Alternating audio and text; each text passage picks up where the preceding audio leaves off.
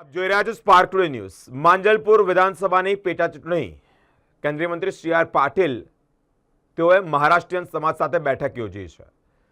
સતીશભાઈ પટેલ માટે સમર્થન માંગ્યું છે। 145 માંજલપુર વિધાનસભા પેટા ચૂંટણી અનુલક્ષી કેન્દ્રીય જળશક્તિ મંત્રી ભાજપના વરિષ્ઠ નેતા સી.આર. પાટીલ વડોદરાના ઉમાકાંત હોલ ખાતે મહારાષ્ટ્રીયન સમાજ અગ્રણીઓ સાથે વિશેષ મુલાકાત પણ યોજી છે। ભાજપના ઉમેદવાર શ્રી સતીશભાઈ પટેલના સમર્થનમાં મતદાન કરવાની અપીલ પણ કરી છે। આ કાર્યક્રમ દરમિયાન શહેર અધ્યક્ષ તેમજ વોર્ડ નંબર 18ના કાઉન્સિલર, ભાજપના આગેવાનો, મહારાષ્ટ્રીયન સમાજના મહાનુભાવો ઉપસ્થિત રહ્યા છે। भारत माता की वंदे सौरी नमस्कार। संस्कारी नगरी वडोदरा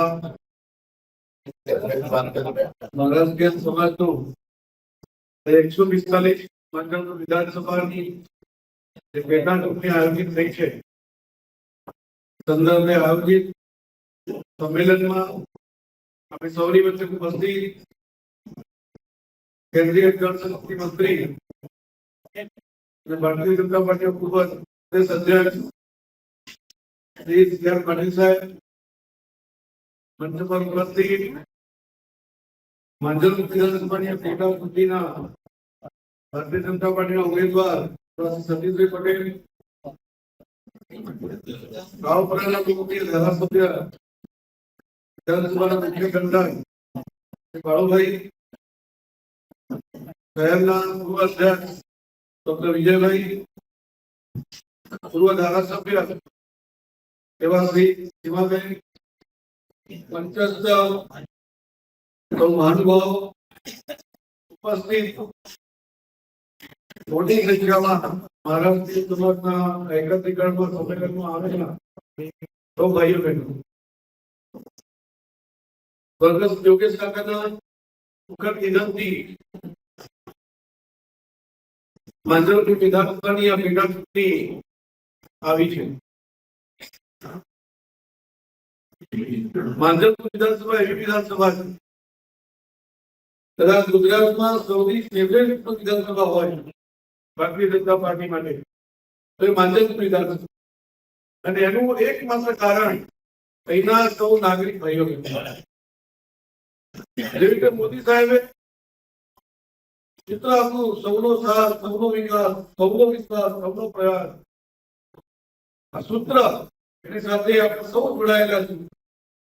એના કારણે